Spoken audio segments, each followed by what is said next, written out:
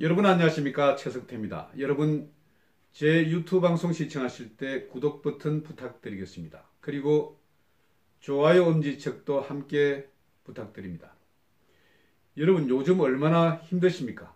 미세먼지, 초미세먼지 이것 때문에 국민들이 정말 못 살겠다고 아우성입니다. 바깥에 나갈 수도 없고 그리고 문을 열어놓을 수도 없고 이런 상태입니다. 특히 최근에 발표된 논문 결과를 보면 초미세먼지는 사람들의 마음을 우울하게 만든다고 합니다. 공연히 화가 나고 그리고 자칫 우울증에도 걸리게 하는 그런 무서운 상황이라는 것입니다. 이런 상황 외에도 지금 우리 아이들 이런 초미세먼지를 어릴 때부터 많이 흡입하면 이후에 나중에 폐암 등 여러 기관지 질환에 걸릴 가능성도 높다고 합니다. 그리고 노인분들은 치매에 걸릴 수도 있다고 합니다. 정말 초미세먼지가 우리 국민의 큰 화근이 되고 있습니다. 그래서 저는 정말 화가 납니다. 그런데 이런 상황에 또 화가 나는 소식이 들려왔습니다. 문재인 정부는 3월 4일 인사 내정자를 발표했습니다. 대사 내정자들입니다. 이것을 보면 주중대사의 장하성, 그리고 주일대사의 남관표, 그리고 주러시아 대사의 이석배를 내정했다는 소식이 들려왔습니다. 그런데 사실 주일대사나 주러시아 대사는 제가 그렇게 이야기를 하지 않겠습니다만은 저는 주중대사의 장하성이가 내정된 것에 대해서 정말 큰 불만을 느낍니다. 정말 화가 납니다. 장하성이 도대체 어떤 인간입니까? 소주성, 이른바 소득주도 성장을 한다면서 우리 경제를 완전히 망친 장 본인이 아닙니까? 장하성은 청와대 정책실장을 하면서 최저임금을 2년 사이 30% 가까이 올린 장 본인이기도 합니다. 이런 경제 실정으로 우리나라 경제가 지금 굉장히 어렵습니다.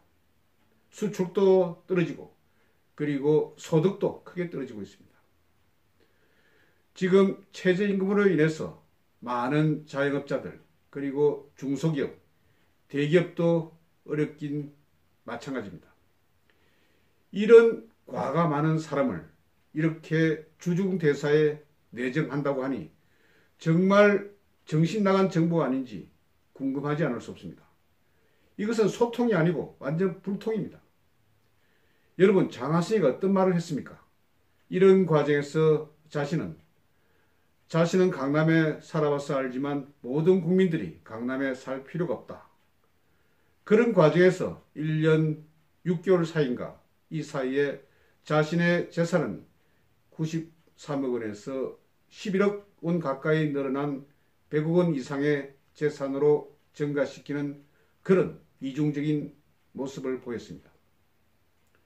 이렇게 우리에게 많은 피해를 준 장하성, 이런 장하성에 대해서 책임을 묻기는커녕 주중대사라는 아주 높은 직책을 다시 맡긴다고 합니다. 장하성이 어떤 말을 했습니까? 자신이 고려대학교 교수 정년 퇴직식장에서 자신은 이상주의자였다. 이상주의자가 뭡니까? 현실을 모르는 사람, 이런 사람이 이상주의자가 아닙니까? 이런 이상주의자를 또다시 중책을 맡긴다고 합니다. 정말 화가 나는 일입니다. 여러분, 장하성에 대해서 왜 문재인은 이렇게 계속해서 높은 직책을 주는 걸까요? 장하성의 이력을 제가 한번 살펴봤습니다. 1953년생, 문재인과 같은 나이입니다. 그리고 광주 출신. 그러면서 참여연대 경제민주화위원회 위원장을 역임했습니다. 사회단체 활동을 한 그런 경력이 있습니다. 그리고 자신의 누나가 노무현 정부 때 장관을 역임했습니다. 이런 선골이기 때문에 계속해서 좋은 직책을 주는 것입니까? 이렇게 지금 문재인 정부는 인재가 없는 것입니까? 중국 대사 어떤 자리입니까? 장하성이 중국말을 잘 합니까? 저는 그렇지 않다고 봅니다. 그러면서 문재인 정부가 장하성을 중국 대사에 임명한 이면에는 푸탄 따시에라고 복단 대학 그리고 런민 따시에 인민대학 교황 교수를 했기 때문에 중국에 대해서 깊은 이해가 있다고 이야기했습니다. 교황 교수를 한 것이 그렇게 중국에 대해서 깊은 이해를 가질 수 있습니까? 그러면 미국의 많은 대학에 교황 교수로 간 사람들은 주미대사를 할 수 있는 것입니까? 그리고 일본의 교황 교수로 간 사람들이 주일대사를 할 수 있는 것입니까? 정말 말이 안 되는 그런 소리입니다. 여러분, 중국은 관시, 관계를 굉장히 중요시하는 그런 나라입니다. 중국말도 모르고 중국에 대해서 제대로 알지 못하는 사람이 중국 대사로 가는 것이 마땅한 것입니까? 저는 이전에 노영민 전 중국 대사도 마찬가지였습니다. 이전에 국회의원 시절 때 국회에서 책을 팔다 말썽이 난 사람이 아닙니까? 그런 사람이 중국 대사에 갔다. 지금 2달 정도 공석이 있는 자리가 중국 대사입니다. 중국 대사 할 분 많습니다. 중국에 대해서 정통하고 그리고 중국의 정치 문화에 대해서 해박한 그런 분들이 많습니다. 그런 분을 중국 대사로 앉혀야 되는 것이 아닙니까? 그런데 왜 장하성입니까? 장하성이 중국에 대해서 뭘 합니까? 그리고 가서 또 어떻게 할 것입니까? 이런 상황에서 보면 지금 문재인 정부는 이게 소통 정부가 아니고 완전 불통 정부입니다. 저는 이런 점에서 문재인 정부의 인사정책, 자신의 사람들만 계속해서 바꾸고 이렇게 하는 그런 인사정책, 정말 너무 아마추어 냄새가 납니다. 이번에 이런 관련 기사에 대해서 많은 사람들이 댓글에 부정적인 의견을 남겼습니다. 한번 제가 읽어볼까요? 해저문이 막히면 지옥문이 열리고 다시 부관 지옥 특급 열차가 나타난다. 경제 폭망시킨 주범을 감옥에 안 보내고 주중대사에 보낸다. 참 기가 찬다. 이제 눈에 보이는 것이 없다. 이런 등등 수많은 비난 댓글이 줄을 잇고 있습니다. 여러분, 이런 상황 우리가 받아들여야 합니까? 지금이라도 외교부에 전화로도 그래서 항의를 해야 합니다.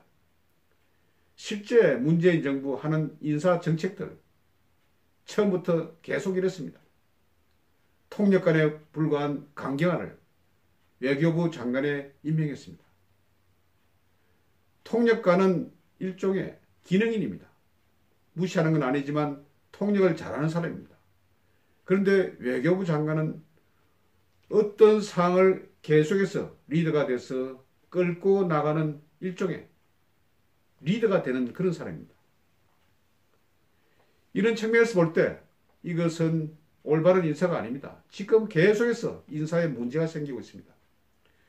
잘 아시는 것처럼 캠코더 인사, 캠프, 코드 인사, 그리고 더민주당 인사, 그이가 아니면 제대로 지금 자리에 들어설 수가 없습니다. 이런 식으로 인재풀을 좁게 해서 아주 편협한 사람들을 뽑아서 선다고 하면 이것이 전체 국민의 의사를 제대로 반영할 수가 있을까요? 저는 전혀 아니라고 봅니다. 저는 제가 만일 장하성이라고 하면 문재인 정부에서 당신이 중국 대사로 나가야 되겠다. 이렇게 제의가 들어오면 고사를 하겠습니다. 제가 중국에 대해서 아는 것도 없고 그리고 나간 경험이라고는 교환 교수 정도밖에 안 됩니다. 그래서 중국에 대해서는 제가 대사의 중책을 맡을 수가 없습니다. 이렇게 고사하는 것이 바른 사람이라고 봅니다. 경제 정책에 실패하고 수많은 사람들의 눈물을 흘리게 한 장하성, 그가 만일 중국 대사로 내정이 된 상태지만 지금 중국 정부에서 아그레망만 놓으면 취임이 가능한 그런 상태입니다. 중국 정부에서는 당연히 아그레망을 내주겠죠.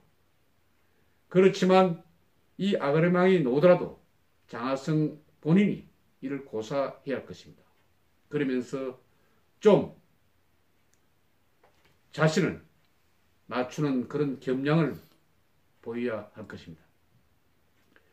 최근에 이어지고 있는 인사 참사, 정말 문재인 정부의 실패를 예단하는 그런 단초라고 봅니다.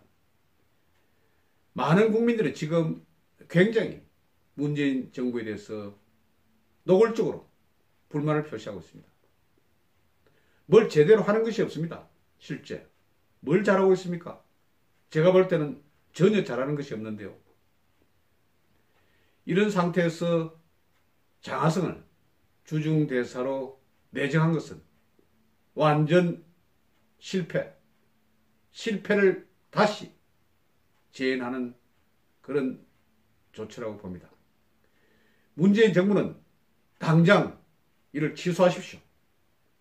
그래야 들끓어오르는 국민의 분노를 조금이라도 막을 수 있을 것입니다. 니는 강남 살아봤나? 살아봐도 다 살 필요는 없다.